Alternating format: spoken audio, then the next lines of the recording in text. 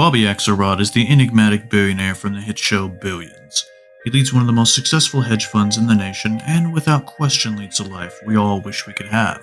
His upbringing, however, wasn't an easy one, and unlike most billionaires, is truly self-made. Like all successful people in a cutthroat industry, he is no stranger to the game of power.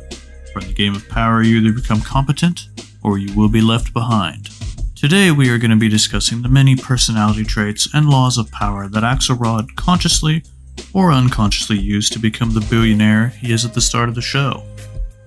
Before we get started, however, there will obviously be Season 1 spoilers throughout this video, so if you haven't seen Season 1 of Billions, you might want to click away. Now, be sure to hit that like and subscribe button so we can help you achieve more money, power, and status. Let's begin.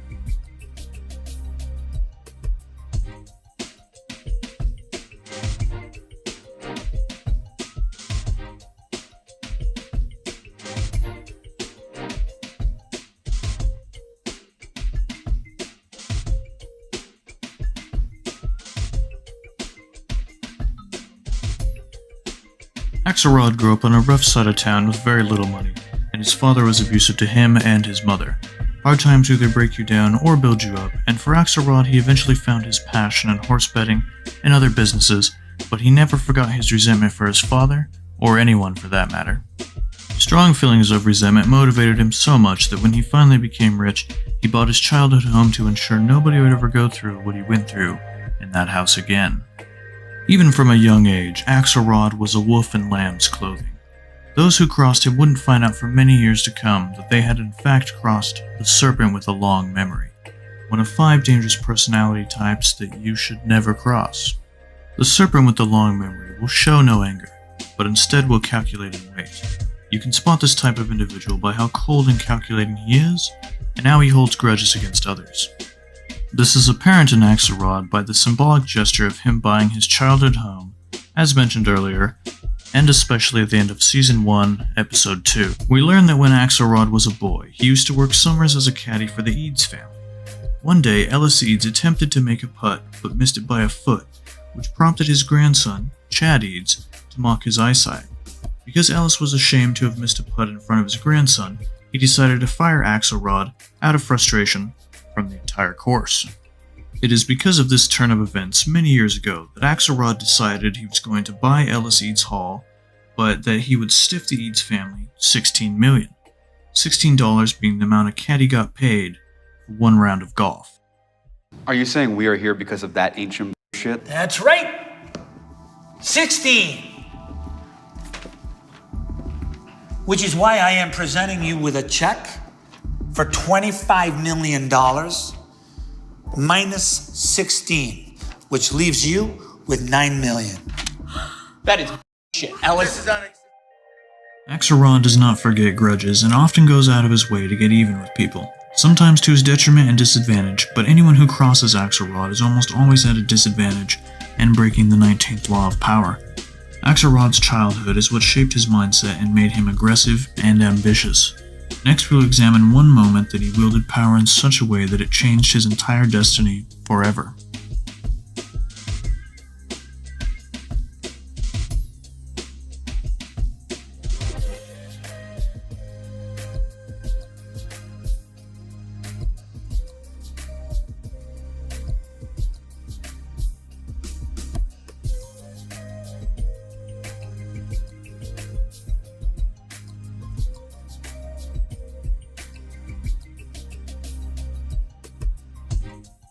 Before Axelrod was a billionaire and CEO of Axe Capital, he worked at a different unnamed hedge fund company, which would later become Axe Capital. This company was unfortunately located in the World Trade Center when the towers were hit on 9/11. Axelrod was mysteriously gone from the building the morning the attacks happened, and later stated that he tried to help during the rescue efforts when he returned. The truth was revealed in Season 1, Episode 3 that Axelrod was actually meeting with his lawyer to discuss a severance package, as his fellow hedge fund partners believed he was involved with insider trading and decided they were going to have him fired from the firm. Power is amoral, and often one of the most widely used forms of power is deception and concealment. The third law of power is to conceal your intentions, and Axelrod utilized this law to the fullest during 9/11.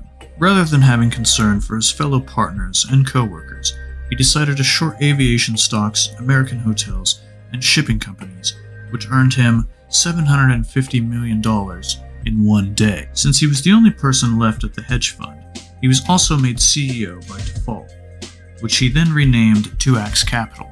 Axelrod later went on to pay his fellow partners' kids' tuitions, as well as the funeral arrangements for said partners. He claims to have been deeply affected by this loss. However, whether true or not, these actions and the previous lies created the perfect red herring and smokescreen, which is the embodiment of the third law of power.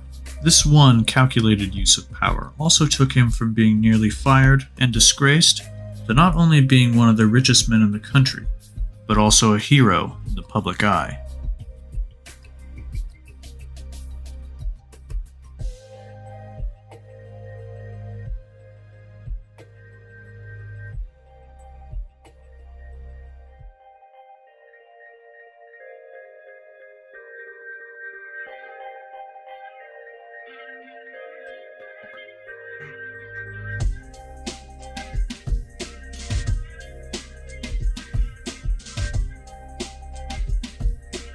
Axelrod doesn't only take opportunities when they arise, but he also plans all his moves to the very end. This undoubtedly was a key contributing factor to his rise to power before and after the events of 9/11. We constantly see Axelrod getting the advantage over people by simply being one step ahead. As we saw in Season 1, Episode 3, Axelrod is trying to get onto the board of Yum-Time, and he does this by going around the executives and letting them believe they have a chance of overruling him, when in reality, he knew from the start he was going to get what he wanted, because he was very prepared and had made allies beforehand. Public company now. Gotta boost profits for the shareholders. Synthetic ingredients are cheaper, margins are better. Hutch the Third is playing a quarterly game. Just a different world. If you don't throw in with me or someone like me, Yum-Time goes the same way as Ebbinger's. What's Ebbinger's? That's exactly what you wanted me to ask, isn't it? He doesn't lose his cool or brag about what he knows. He simply waits and watches the pieces play themselves out until he wins. I now move to remove Evelyn Benson from this body and delegate her seat to Robert Axelrod. What? Second. I'll go to the press. If you do, you'll be burned down with your own match. But if you don't, we'll write you a nice endorsement, and maybe you'll get another board. All those in favor? Motion carries. Good luck, Evelyn.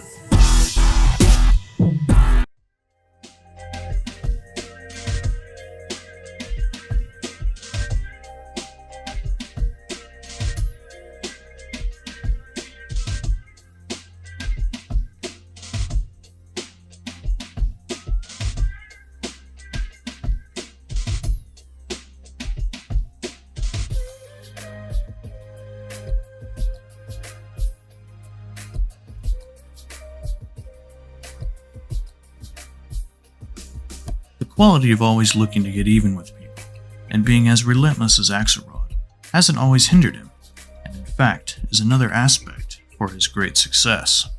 Axelrod may never forget a slight, but when he decides to act on it, he does it in the most efficient and effective way, by destroying his enemies completely. The foresight to destroy your enemies completely is a very effective strategy, and one that was written about extensively by the Chinese strategist Sun Tzu in 5 BC, and more recently by Robert Greene in modern times. Being willing to destroy people completely is a ruthless way of managing your foes, but it is ultimately the most effective strategy, and will prevent such pests from coming back later, when they have grown stronger themselves. Acting in such a manner also spreads stories of these actions, would prevent new enemies from thinking twice of crossing you, ultimately sparing you the effort. A great example of this is seen in Season 1, Episode 2. Axelrod has just fired Victor because he was flagged during the fake compliance audit, and Wendy advises Axelrod that due to Victor's personality type and the way he was let go, he has a high likelihood of going scorched earth on Axe Capital.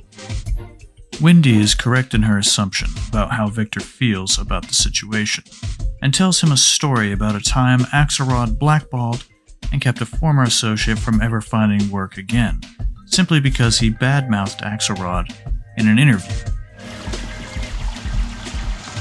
You remember Warren Jaffin, the analyst? He got another job right away at a huge bank, $3 million a year guarantee.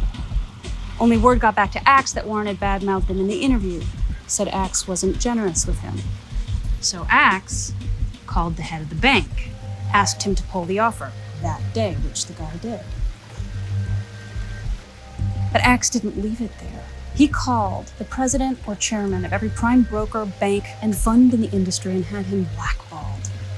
Put it out over the loudspeaker, direct from the principal's office. If you hire Warren Jaffin, you are my enemy. You know what Warren does now? He's got a blog. Axelrod has utilized the 15th law of power in such a way that just his reputation is enough to make people think twice about crossing him, because they know if they do, he won't stop until their spirits are crushed. Bobby Axelrod is a modern-day strategist and a dark triad personality type. Like most successful individuals, there are many more laws of power that Axelrod uses besides the 4 I mentioned in this video. This has just been a couple of the main ones that have been tremendously helpful in shaping Axelrod into the billionaire he is now. He knows how to play the game very well, and because of this, he has reaped the rewards and is living lavishly. He still has many pitfalls, and most people wouldn't consider him a good person. But as mentioned earlier, power is amoral, and everyone can learn from Axelrod and any other successful person, whether they be good or bad. Let me know down in the comments if you would like to see more ways power and strategy are used in Billions or another show, and be sure to subscribe.